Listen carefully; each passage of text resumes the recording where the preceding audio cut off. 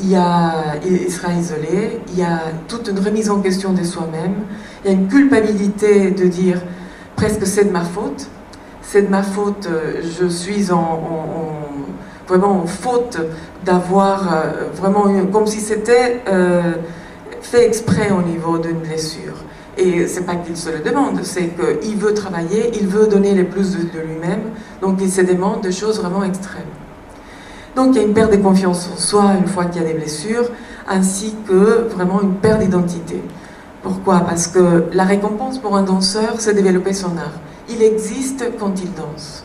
S'il ne danse pas, il y a une perte de la valeur et du regard des autres. Rappelez-vous que les danseurs ont été toute la vie en train d'être devant une glace et à être vus à un moment donné. Alors la perte d'un rôle important qu'on a attendu pendant des mois, c'est quand même vital et c'est très important, c'est toute sa carrière, étant donné aussi que ce sont des carrières courtes pour ce qu'on voit aujourd'hui. Donc il y a une exigence aussi qui est très importante dans cet équilibre qui est de violenter son corps en permanence. Il y a aussi, également les programmes de rééducation qui doivent être quand même pour un danseur, ainsi qui est très important de voir tous les spécialistes.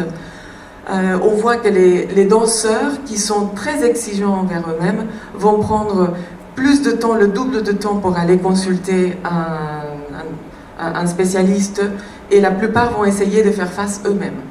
Ce qui est quand même moins bien, et ce qui quand même va produire quand même chronicité parfois des troubles. Alors un programme de rééducation doit être aussi très important parce qu'il doit avoir des motivations réalistes sur quel est le temps de récupération, et il faut une motivation qui doit être renouvelée en permanence. Quand un danseur est blessé, il va être isolé, il ne va pas participer à la vie en l'occurrence de sa compagnie. Il faut quand même développer une confiance en soi en permanence, il faut être soutenu par ses collègues, par tout son entourage social. Et il y a aussi, donc tout ça comporte la confiance de pouvoir retrouver l'état initial et de ne pas revenir trop tôt avant la guérison, quand même, ou avant que le spécialiste ait donné quand même le feu vert. Et il y a aussi des techniques de relaxation, de visualisation, qu'on sait aujourd'hui qu'elles diminuent vraiment de manière très importante, de moitié, le temps de récupération de blessures en ces cas-là. Alors tout ça pour dire qu'une création,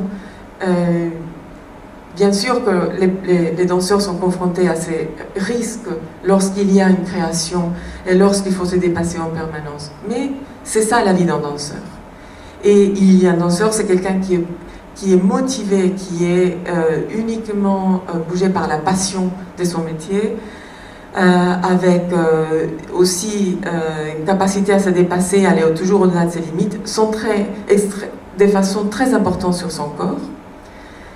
Et aussi, ce qui est très important, c'est qu'un danseur existe à travers la danse. Et son but, c'est justement de se dépasser et de prendre le risque quand il faut, et à tout moment. En conclusion, donc, toute création, bien évidemment, implique un facteur de risque, mais ce n'est pas pour ça qu'il ne faut pas le faire. Il faut justement être motivé en permanence, il faut aller au-delà, tout en prenant compte de nos limites. Et ces limites sont tant les douleurs que les signes très personnalisés de chacun d'entre nous, surtout au niveau des danseurs. Et bien sûr, donc il est faux de penser, comme avait mis Peter au début, que l'on doit forcément souffrir pour créer, comme on dit aux danseurs souvent, de no pain, no gain. Non, c'est possible aussi d'aller de l'avant et se dépasser et prendre tous les risques nécessaires. Merci.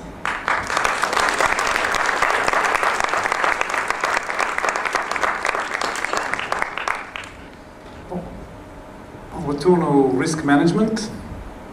Je vais juste montrer une seconde quelques chiffres. Excusez-moi, juste pour donner une idée. Là, ça c'est la blessure pour moi depuis les derniers deux ans et demi. Et vous voyez la crête au milieu. Ici, c'est la dernière jeune chorégraphe. Sur le jeune chorégraphe. Et c'est pour ça que le directeur demandait, je pense, cette intervention. Cette période a commencé avec une grande blessure dans le ballet. Et c'était pas dans la répétition de création. C'était dans une audition avec l'autre chorégraphe invité. Mais tout ensemble, ça fait encore plus de stress, plus de stress, plus de stress. Quand les danseurs, ils ont la chance de faire une création, c'est la chance de la vie. Quelqu'un qui reste dans le cours de ballet, il attend le jour que le directeur le voit. Et ça, c'est le jour. Il va donner tout ce qu'il peut pour avoir cette chance d'être vu. Parce que s'il est vu, il peut vivre et peut être dans la nouvelle création de chorégraphe. Soit les jeunes chorégraphes, vous avez des gens qui attendent des années d'être en chance comme ça. Parce qu'un autre chorégraphe a vu une autre couleur en eux et ils vont mettre en valeur, espérant que le chorégraphe directeur va le voir et dire tiens, j'ai jamais vu ça avant. Et c'est le but de ça, c'est pour ça qu'il fait ce programme aussi. Pour changement de rôle de chorégraphe, le danseur devient chorégraphe. C'est un stress pour le chorégraphe parce que tout d'un coup, eux, ils sont devant leurs collègues, ils n'ont pas le titre de chorégraphe invité, ils sont collègues, mais ils doivent gérer toute la répétition, tout le spectacle, tout le mouvement. Il y a beaucoup de choses. Le rapport entre le danseur et le collègue, c'est pas le même. Les danseurs qui sont très excités de voir un collègue devant, à part quelqu'un plus haut, et d'autres personnes qui sont non, j'ai pas envie de donner mon tout parce que de toute façon c'est que le collègue et moi ça fait plus de 30 ans que je suis dans la compagnie qu'elle ou lui. C'est très compliqué mais c'est très intéressant et on va voir une magnifique soupe ce soir avec tous ces ingrédients différents et je pense que ça c'est quelque chose pour un grand régal et aussi de voir aussi près. Juste pour, comme elle est là, fusion de corps on a déjà vu avec le Corrite. Le spectacle, le cours, l'option était plus blessé, mais de nouveau, c'est pour ça qu'ils ne voulaient pas utiliser cette statistique, parce qu'ils ne sont pas la statistique, c'est qu'une partie de la blessure, c'est que la version de travail. Mais on peut le voir, c'est intéressant que les hommes sont plus blessés que les femmes. Sur la prévention de risque, c'est les hommes, s'il vous plaît, calmez-vous un peu. Attention. Dans le cours, mais surtout dans la répétition, quelquefois ils donnent un peu trop peut-être. Et on voit juste que, bon je vais garder ça en mémoire parce que je reviens à ça plus tard. Donc, excusez-moi. Ah, ça. Facteur de risk management, c'est la prise de conscience. Ça veut dire que tout le monde doit avoir une prise de conscience de le risque. Les hommes doivent prendre conscience qu'ils sont plus blessés que les femmes. Déjà, ça, tiens, ok, je prends plus de risques. On a toujours le risque. On prend la moto, on a le risque. Mais on prend la distance, on met le casque, on peut gérer ces risques un peu. Pour voir les objets clairs, les objectifs clairs, on va voir ça dans une seconde avec chaque domaine, la direction, le jeune chorégraphe, les conditions. Les conditions, franchement, ici, il n'y a pas de problème. La température est juste, les sols sont justes, les répétitions sont bien gérés, ça ne nous concerne pas. Et les danseurs. Mais chacun doit prendre une prise de conscience de le risque. Ils sont, que la majeure part, comme on a vu, de blessures, c'est le membre inférieur, plutôt les chevilles. On fait attention, garder les chevilles bien chaud, ne mettre pas la petite chose dans la roue toutefois, nous réhabiliter toujours. Je n'ai jamais vu le tendon d'Achille ouvert, mais maintenant on met le tang pour venir au studio en hiver. Il faut chauffer, il faut prendre le cours avant, il ne faut pas venir dans la répétition, fois des petites choses comme ça. Mais ça, c'est chacun de prendre sa responsabilité. Le danseur dans la responsabilité doit comprendre que 80% d'une carrière, c'est gérer la blessure. Si vous êtes blessé, vous ne dansez pas, vous n'existez pas, vous n'êtes pas danseur. Ça, c'est tellement important. On n'enseigne pas ça à les écoles, mais dans une compagnie, si vous êtes blessé, vous n'existez pas. L'année prochaine peut-être. Gérer ça avant que ça arrive la prévention, c'est le clé. Et dans plusieurs compagnies, on va mettre ça en place, ça marche très bien.